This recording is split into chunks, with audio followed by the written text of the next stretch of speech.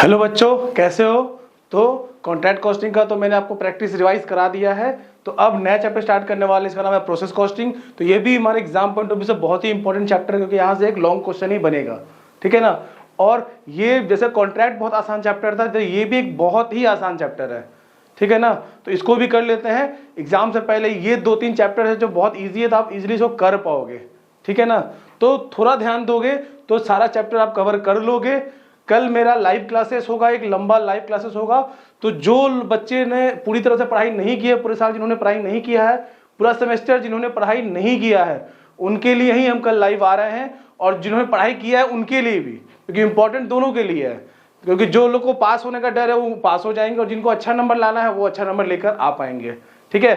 तो कल का लाइव आपको मिस नहीं करना है। और साथ ही सारे चैप्टर का रिवीजन करा रहे हैं हम आप लोग का। हालांकि उसमें हम क्वेश्चन बहुत सारा पीडीएफ में ऐड कर रहे हैं, बट 2-3 क्वेश्चन ही हम करा रहे हैं, जिससे बस आपको रिवाइज हो जाए। बाकी क्वेश्चन हमको खुद से प्रैक्टिस करना है। ये जितने भी क्वेश्चन है सब एग्जाम में आए हुए क्वेश्चन है, और इस तरीके के क्वेश्चन ही सीयू आपसे पूछने वाला है, ठीक है ना। तो ज्यादा ध्यान देना है आपको इस क्लास में। और 2-3 सम ही करा रहे हैं, लेकिन सारे सम को आपको खुद से प्रैक्टिस कर लेना है। अगर फिर भी किसी सम में डाउट हो तो आप मेरे को कमेंट करो। हम कोशिश करेंगे कि कल के लाइव क्लास में उसको हम लोग कवर कर लेंगे, ठीक है ना। शुरू करते हैं अपना चैप्टर। इसका नाम है प्रोसेस कॉस्टिंग, ठीक है। तो प्रोसेस कॉस्टिंग से क्या समझ में आ रहा है, क्या ये नाम क्या बता रहा है, कुछ समझ में आ रहा है ऐसा। तो प्रोसेस कॉस्टिंग मतलब क्या हो गया ना, कि कोई अगर ऐसा प्रोडक्ट हम बना रहे हैं जो 2-3 प्रोसेस से होने के बाद कंप्लीट हो रहा है। समझ में आ रहा है क्या बोल रहे हैं। कुछ ऐसा प्रोडक्ट हम बना रहे हैं जो एक प्रोसेस में कंप्लीट नहीं होता, उसको 2 से 3 प्रोसेस लगते हैं कंप्लीट होने में। मतलब एक से ज्यादा अगर प्रोसेस लग रहा है कंप्लीट होने में, तो उस तरह के प्रोडक्ट के लिए हमको क्या कौन सा कॉस्टिंग कैलकुलेट करना होगा, प्रोसेस कॉस्टिंग। क्योंकि हमको पहले प्रोसेस 1 का भी बनाना पड़ेगा, प्रोसेस 2 का भी बनाना पड़ेगा, और अगर 3 प्रोसेस 3 का भी बनाना पड़ेगा। तीनों कॉस्टिंग को मिलाकर हमको उस प्रोडक्ट का कॉस्ट कैलकुलेट करना होगा। समझ में आया क्या बोल रहे हैं, कि ऐसा कोई प्रोडक्ट जो एक से ज्यादा प्रोसेस में कंप्लीट होता है, उसको एक से ज्यादा प्रोसेस में लगता है उसको कंप्लीट होने में, फिनिश गुड्स बनने में। तो उस तरह के प्रोडक्ट के लिए हम लोग को कौन सा अकाउंटिंग करने की जरूरत है, प्रोसेस कॉस्टिंग, ठीक है। तो बहुत ही सिंपल चैप्टर है, एकदम इजी चैप्टर है। थोड़ा सा ध्यान दोगे तो हम लोग समझ जाएंगे, ठीक है।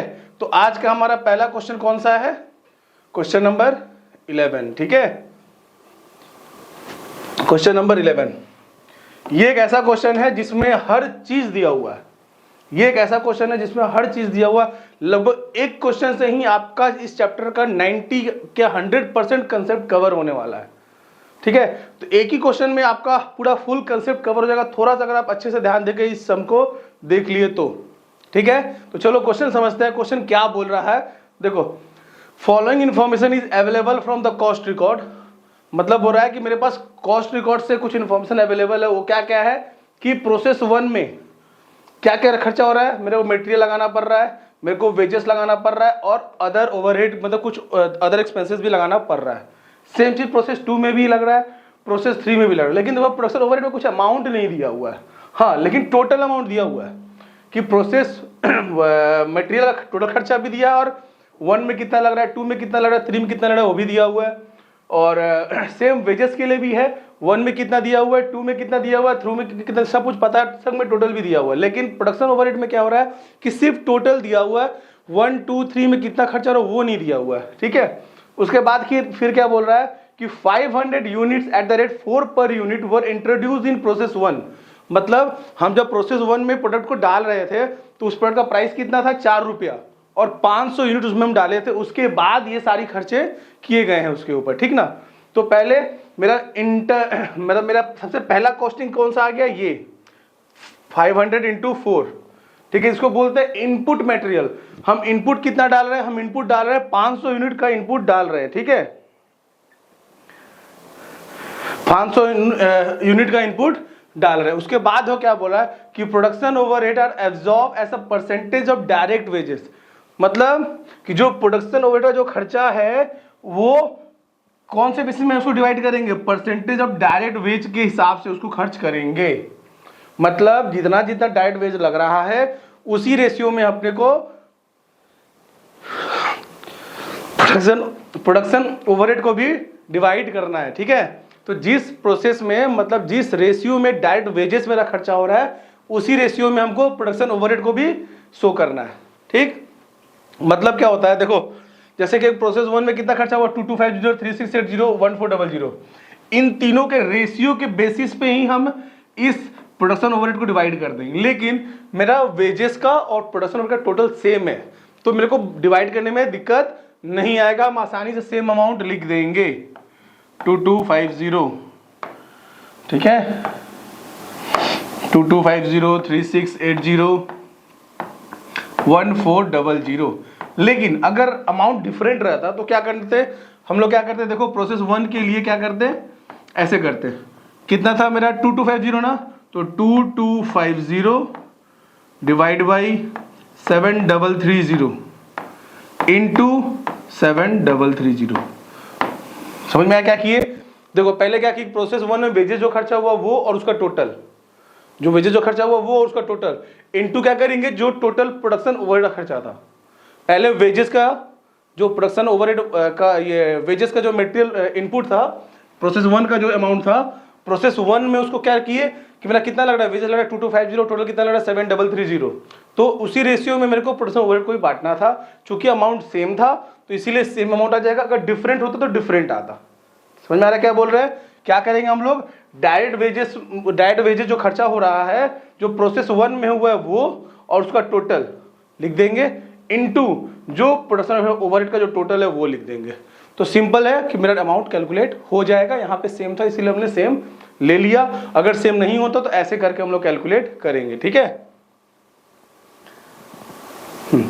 अब आते हैं उसके बाद क्वेश्चन में और क्या इन्फॉर्मेशन दिया हुआ है, the actual output and normal loss of the respective process are given below. क्या बोला है कि actual output and normal loss of the respective process, मतलब जितने भी प्रोसेस हैं उनका क्या क्या दिया हुआ है, कितना आउटपुट हो रहा है और कितना नॉर्मल लॉस हो रहा है। तो देखो प्रोसेस 1 में अपने इनपुट कितना डाले थे, याद करो, सब में क्या बोला था 500 यूनिट इनपुट डाले थे, लेकिन आउटपुट कितना हो रहा है सिर्फ 450, मतलब कुछ लॉस हो रहा है। समझ में आ रहा है कि जितना इनपुट डाले उतना इनपुट आउटपुट नहीं निकल रहा है। और क्वेश्चन में बोल भी रहा है कि लगभग 10% नॉर्मल लॉस होता है। 10% नॉर्मल लॉस मतलब कि एवरेज में अगर कभी भी कोई भी कंपनी इतना इनपुट डालता है तो इस प्रोसेस में 10% का नुकसान होता है। ये नॉर्मल लॉस है, ये एबनॉर्मल चीजें नहीं है, ये होता ही है, ठीक ना। तो ये होता है नॉर्मल लॉस। सेम प्रोसेस 2 में इतना आउटपुट हुआ है और उसका नॉर्मल लॉस का परसेंटेज कितना था 20% था, और ये 270 था और उसका परसेंटेज था 25%, ठीक ना। हाँ, लेकिन जो गुड्स खराब हो रहा है ना उसको हम लोग 2 रुपए में बेच दे रहे हैं, इधर प्रोसेस 2 में 4 रुपए में, प्रोसेस 3 में 5 रुपए में। मतलब क्या हो रहा है कि जो स्क्रैप भी मेरा आ रहा है ना, जो खराब भी हो गया इनपुट यूनिट, वो भी हम सेल कर पा रहे हैं 2 रुपए, 4 रुपए में, 5 रुपए में। ये स्क्रैप का वैल्यू दे रहा है। देखो यहाँ पे क्या वैल्यू ऑफ स्क्रैप, मतलब मेरा कॉस्ट नहीं दे रहा है वो, कि मतलब जो प्रोसेस 1 का जो वैल्यू है वो नहीं दे रहा है। बोला कि 1 में जो लॉस हुआ, जो यूनिट खराब हुआ उसको 2 रुपए में बेच रहे हैं, 2 में जो गुड्स खराब हुआ उसको 4 रुपए में बेच रहे हैं, और प्रोसेस 3 में जो खराब हुआ उसको 5 रुपए में बेच रहे हैं। ठीक है, तो क्वेश्चन समझ में आप लोग आ गया होगा। अब आते हैं सम्स में। ठीक है, देखो सम्स कैसे बनना है। पहला सम थोड़ा सा आपको अजीब लग रहा होगा कि क्या क्या हो रहा है, लेकिन धीरे धीरे देखो समझ में आ जाएगा आप लोग को। पहला क्वेश्चन नंबर कौन सा हमारा था, 11 नंबर। तो पहले अपने 11 नंबर लिख देते हैं। 11 नंबर ही हमारा क्वेश्चन नंबर 1 होता है हमेशा। लास्ट क्वेश्चन से हम स्टार्ट करते हैं, ठीक है, क्योंकि जो लास्ट आता है उसको ही हमको पहले लाना है, नंबर 1 पे लाना है, इसीलिए हमेशा क्वेश्चन हम लास्ट से स्टार्ट करते हैं। ठीक है, फर्स्ट वाला तो फर्स्ट आ ही रहे, बट जो लास्ट है उनको भी हमको फर्स्ट लाना है। तो पहला क्या लिखेंगे, प्रोसेस 1, प्रोसेस 1।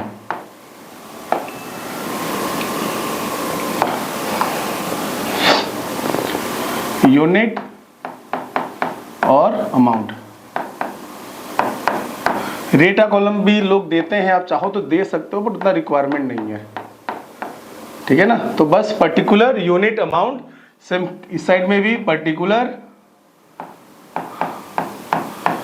यूनिट और अमाउंट, ठीक है। एकदम सिंपल सा प्रोसेस, सिंपल सा मेथड है, मेथड पर बस ध्यान दो। तो सबसे पहला चीज क्या लिखेंगे, कितना इनपुट हुआ, 2 इनपुट मटेरियल, 2 इनपुट मटेरियल, ठीक है।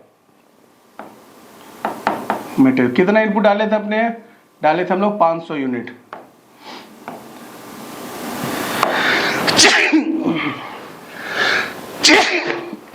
सॉरी,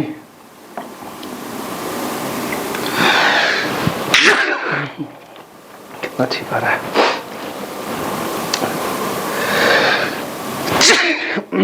देखो 500 यूनिट और कितने में डाले, 4 रुपए करके, तो कितना हो जाएगा 2000।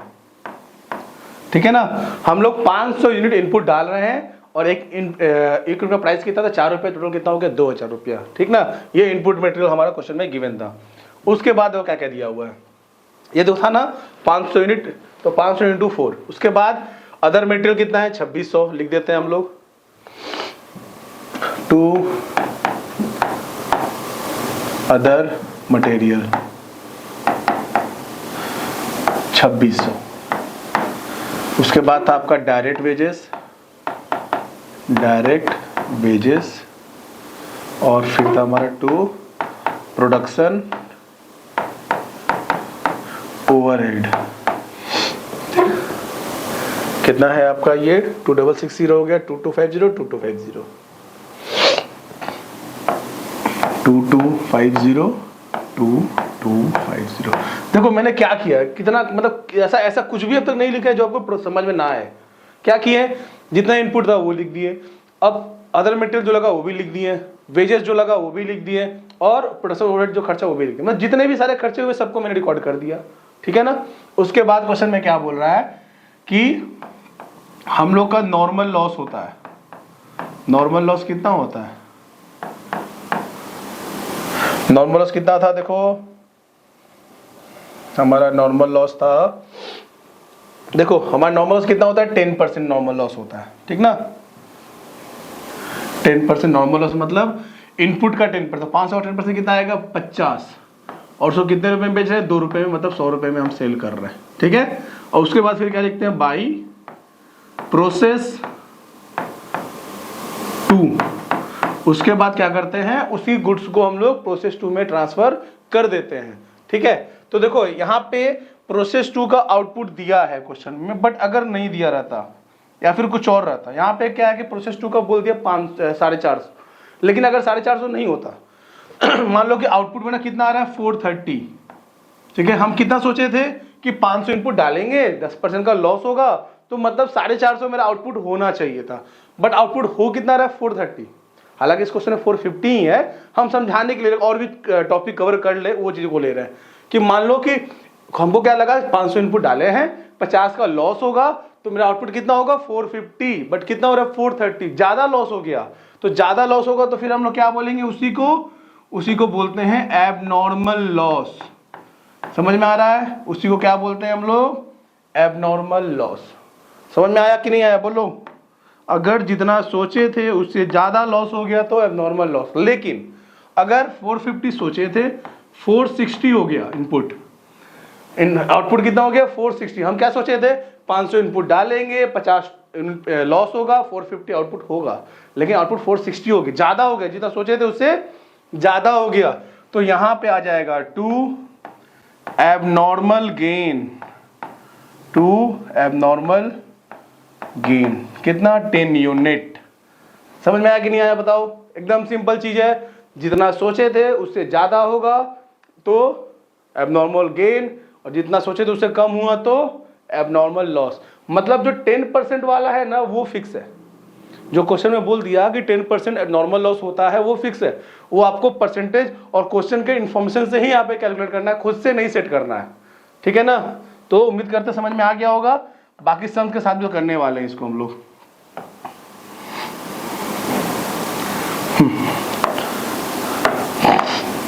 हमारा कितना आउटपुट है 450। अभी क्या करना है, अभी हम लोग को निकालना है इनका कॉस्ट।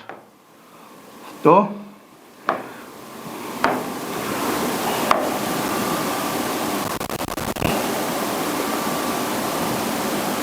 हाँ, calculation of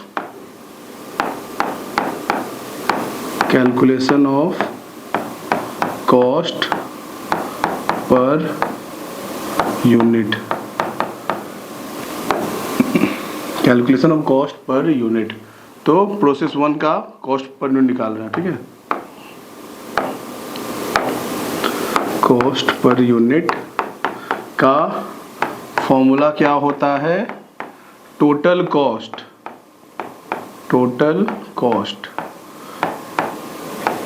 minus value of normal loss divide by input, total input in unit, ठीक है, minus unit of normal loss, ठीक है। देखो अब कोई भी केस आ जाए, एबनॉर्मल लॉस आ जाए, एबनॉर्मल गेन आ जाए, कुछ भी आ जाए, ये फॉर्मूला चेंज नहीं होगा, एकदम समझ लो। चाहे क्वेश्चन में एबनॉर्मल लॉस हो, चाहे क्वेश्चन में एबनॉर्मल गेन हो, ये फॉर्मूला एज इट इज रहेगा, इसमें कोई चेंजेस नहीं करना हम लोग। इतना सिंपल है ये चीज।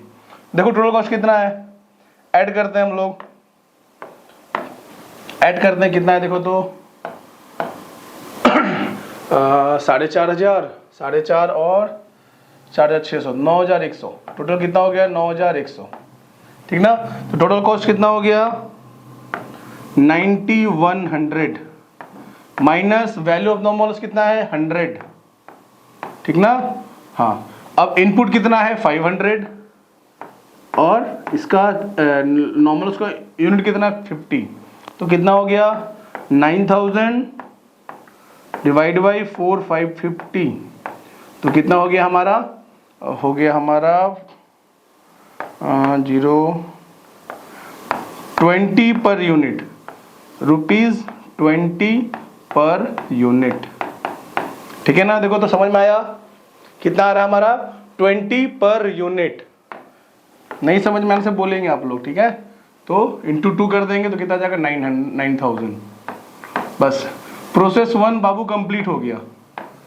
बस यही देखो, यही सम था जो आपको सारा कंसेप्ट समझा रहा था। कितना इजी था बताओ, बहुत आसान था। तो प्रोसेस 1 हमारा कंप्लीट हो गया। अब आते हैं प्रोसेस 2 में। प्रोसेस 2 में स्टार्टिंग कहां से होगा? देखो ये जो गुड्स प्रोसेस 2 में ट्रांसफर हुआ है ना, वहीं से होगा।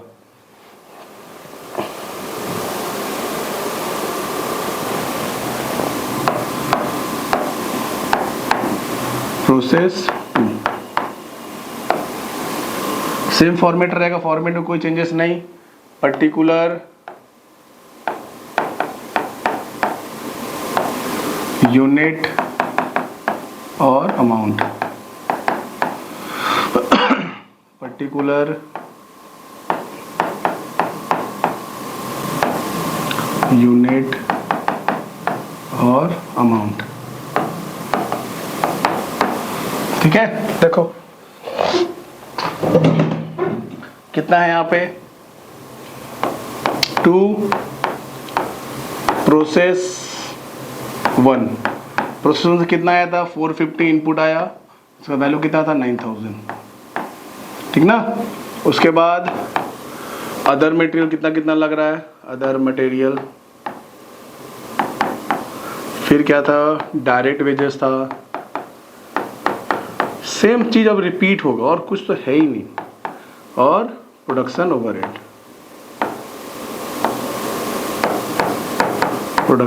ओवरहेड, अमाउंट कितना है देख लेते हैं एक बार। 2000 और 3680, 2000 3680, ये तो सिंपल है, जितना ऊपर है उतना नीचे भी हो गया, ठीक है ना। एकदम इजी सम से, बिल्कुल भी घबराने की जरूरत नहीं है आप लोग को। हाँ, अब आते हैं यहाँ पे हमारा आउटपुट कितना है। देखो तो कितना आउटपुट था, देखो प्रोसेस 2 का आउटपुट कितना है? देखो 340, ठीक है। और नॉर्मल लॉस कितना है? 20%। तो पहले नॉर्मल लॉस लिखते हैं ना, जैसे लास्ट टाइम में लिखे थे, बाई नॉर्मल लॉस। 450 का 20% कितना होता है? हमको 500 का 20% नहीं निकालना। इस प्रोसेस का जो इनपुट है, इस प्रोसेस का इनपुट कितना? 450, तो 450 का 20% कितना होगा? 90, और उसको बेच कितने में? 4 रुपए में, तो कितना हो गया? 360, ठीक है। इस प्रोसेस का इनपुट कितना था? 450, 450 का 20% हो गया 90, उसको बेच रहे हैं हम लोग 4 रुपए में, तो कितना हो गया? 360। और फिर लिखेंगे बाई प्रोसेस 3। प्रोसेस 3 में क्या क्या जा रहा है बताओ, कितना था प्रोसेस 3 में 340, तो यहाँ पे आएगा 340। अब एक बार चेक करते हैं, 450 इनपुट डाले थे, सोचे थे 90 का लॉस होगा, तो कितना होना चाहिए था, होना चाहिए था 360। ओ ठीक है, बट हो कितना गया 340, मतलब 20 यूनिट का क्या हो गया, लॉस हो गया ना। इस लॉस को क्या बोलते हैं हम लोग, एबनॉर्मल लॉस। जब भी जितना सोचे समझे हैं अगर उससे ज्यादा नुकसान होता है तो क्या बोलते हैं, एबनॉर्मल लॉस।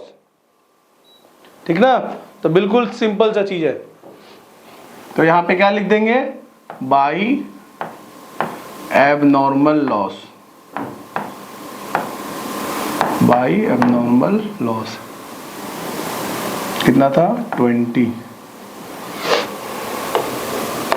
हो गया ना, सब में सारी चीजें का हमने बात कर लिया। हाँ चलो, अब फिर क्या करना है, वही कॉस्ट पर यूनिट निकालेंगे हम लोग, जैसा कि अब आपको बोले थे ना कि कुछ भी हो जाए उस फॉर्मूला में कोई चेंजेस नहीं होगा, तो मतलब नहीं होगा। तो पहले टोटल निकाल लेते, टोटल कितना है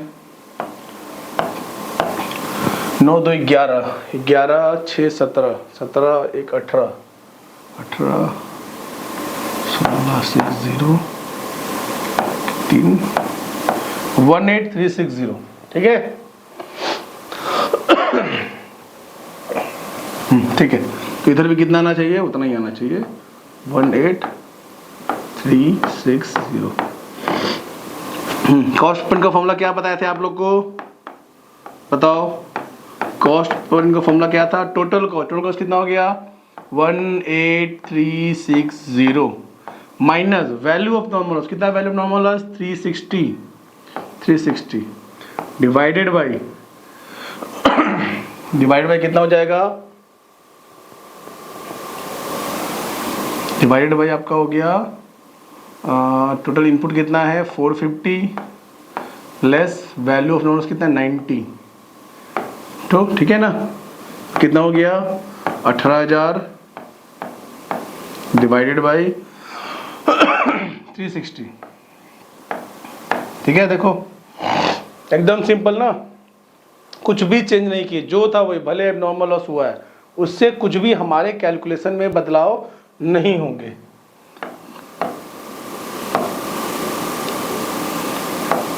तो हो गया आपका 50 पर यूनिट, 50 पर यूनिट। ठीक है ना, तो यहाँ पे इंटू करो 340 इंटू 50 कितना होता है आपका 17,000, और 20 इंटू 50 कितना हो गया 1,000। ठीक है, बोलो समझ में आया कि नहीं आया, बताओ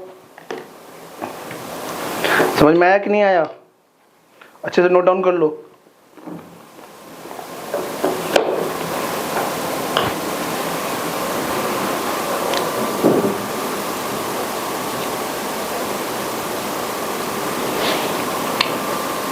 देखो कितना आसान था।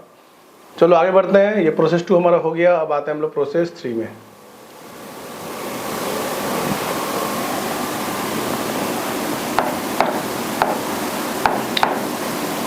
प्रोसेस 3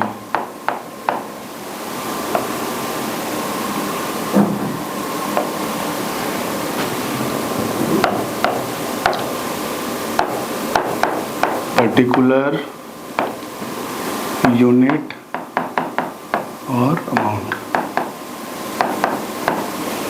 सेम चीज यहाँ पे भी, पर्टिकुलर यूनिट और आपका अमाउंट।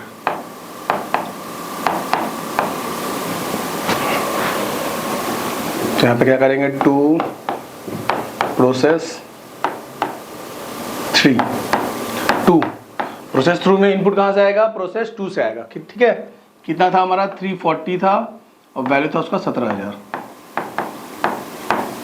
ठीक है, उसके बाद वही चीज जो हर सब में कर रहे हैं, 2 other material, 2 other material, 2 direct wages और 2 प्रोडक्शन ओवरहेड, ठीक है, two other material, two direct wages और टू प्रोडक्शन ओवरहेड। कितना अमाउंट है? 1025 और 1400। 1025 1400, तो यहाँ भी 1400, ठीक है ना। उसके बाद क्या था हमारा नॉर्मल लॉस कितना दिया हुआ है, देखो नॉर्मल लॉस है 25% और आउटपुट है 270, ठीक है। नॉर्मल लॉस कितना है? 25%, तो बाई नॉर्मल लॉस कितना? नॉर्मल लॉस 340 का 25% कितना आता है? 170, उसका आता है 85, ठीक है 85, बीच में 5 रुपए में, मतलब 425। समझ में आ गया ना? जो क्वेश्चन में दिया है उसको एज इट इज पोस्ट कर दिए। नॉर्मल लॉस कितना में है? 25%, तो 340 का 25% 85, और उसको 5 रुपए में सेल कर रहा है, तो ये 5 रुपए कहाँ से आया? तो क्वेश्चन में गिवन था, देख लो, कुछ भी बातें अपने मन से नहीं की जा रही, यहाँ पे दिया हुआ ना 5 रुपया पर यूनिट हम लोग सेल कर रहे हैं, जो भी लॉस होगा प्रोसेस 3 का, ठीक है ना। उसके बाद फिर क्या आएगा? बाई प्रोसेस, जब बाई प्रोसेस नहीं, आप तो कोई प्रोसेस भी नहीं जाएगा ना, डायरेक्ट हो जाएगा ये फिनिश गुड्स, तो by finish goods, by finish goods कितना होगा? फिनिश गुड्स 270 है, ठीक है। तो अब चेक करते हैं ना कि क्या हो रहा है, लॉस हो रहा है, प्रॉफिट हो रहा है, क्या हो रहा है। आपने क्या सोचे थे कि 340 इनपुट डाले हैं, 25% लॉस होगा, मतलब 85 लॉस होगा, तो कायदे से 255 आना चाहिए था, ठीक है। बट आ कितना गया? ज्यादा हो गया, वाह वेरी गुड, हम जितना सोचे थे उससे ज्यादा आउटपुट प्रोड्यूस कर लिया, मतलब बहुत अच्छे से हमने काम किया है। तो 15 यूनिट क्या हो गया? 15 यूनिट हो गया हमारा प्रॉफिट, इसको बोलते हैं एबनॉर्मल गेन। समझ में आया क्या बोल रहे हैं? 340 इनपुट डाले थे, उसमें सोचे थे कि 25% लॉस होगा, तो 85 आया, लेस किए तो 255 हमारा आउटपुट आ रहा था, बट एक्चुअल आउटपुट हो कितना हुआ? कितना? 270, मतलब जितना हम सोच के रखे थे, जो एक स्टैंडर्ड सेट किए थे, उससे अच्छा प्रोडक्शन कर दिए हम लोग, तो कितना हो गया? 270, ठीक है। तो मतलब 15 क्या हुआ हमको? 15 हमको हो गया नॉर्मल गेन। यहाँ पे लिखते हैं 2 एबनॉर्मल गेन, इसको इज्जत देते हैं हम लोग थोड़ा सा। एबनॉर्मल गेन कितना? 15 यूनिट, ठीक है ना। चलो समझ में आ रहा होगा आप लोग को अच्छे से। फिर उसके बाद टोटल कर लेते हैं हम लोग, तो टोटल तो यहाँ पे अभी निकाल, क्योंकि एबनॉर्मल गेन का वैल्यू भी आएगा। पहले हम लोग कॉस्ट पर यूनिट निकाल लेते हैं, तो cost per unit equal to cost per unit is equal to total cost कितना है? 17,000, 18, 19, 20,825, ठीक है, minus 425 value of abnormal loss 425 divide by input कितना था? 340 और नॉर्मल लॉस कितना था? 85, ठीक ना। तो कितना हो रहा है ये? 20,400 डिवाइड बाई 255 एक बार इसको कैलकुलेट कर लेते हैं क्या आ रहा है।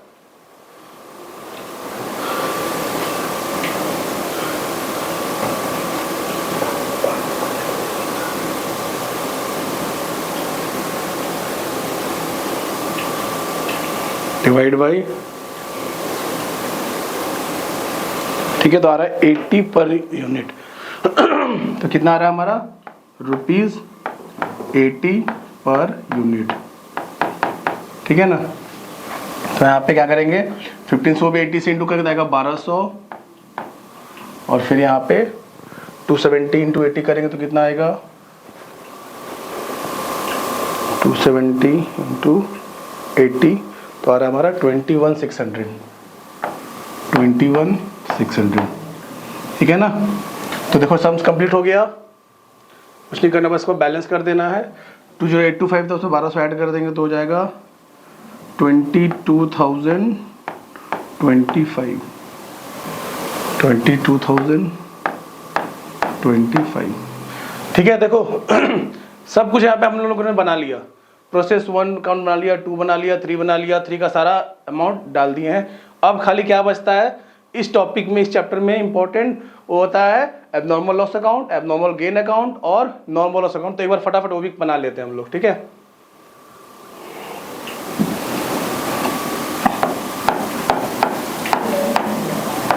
नॉर्मल लॉस,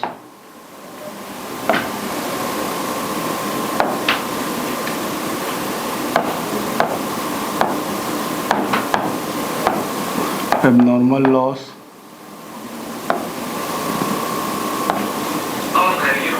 और फिर एबनॉर्मल गेन।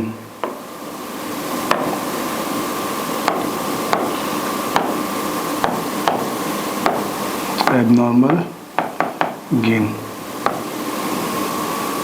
तीनों अकाउंट बना देते हैं क्योंकि तीनों यहाँ पे लगने वाला है, ठीक है। तो पहला देखो क्वेश्चन में क्या था हमारा, प्रोसेस 1 में वही सेम चीज यूनिट और अमाउंट रहेगा, यूनिट और अमाउंट रहेगा, unit amount, unit amount, unit और अमाउंट,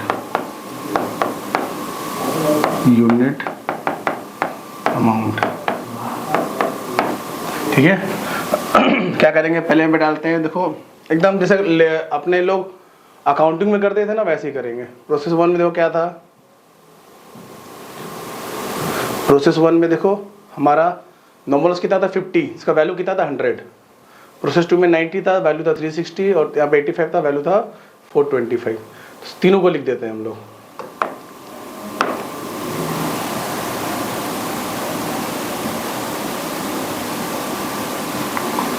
टू प्रोसेस 1, 2 प्रोसेस 2 और 2 प्रोसेस 3। 1 में कितना आएगा, कितना था 1 में 50, उसके बाद था आपका 90 और उसके बाद था आपका 85, ठीक है ना।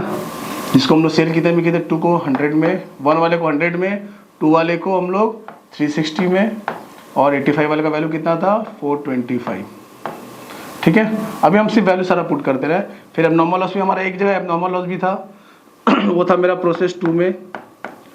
प्रोसेस 2 में जो लॉस था वो कितना था, लॉस था हमारा प्रोसेस 2 में 20, ठीक है हाँ। और एबनॉर्मल गेन कितना था, एबनॉर्मल गेन था प्रोसेस 3 में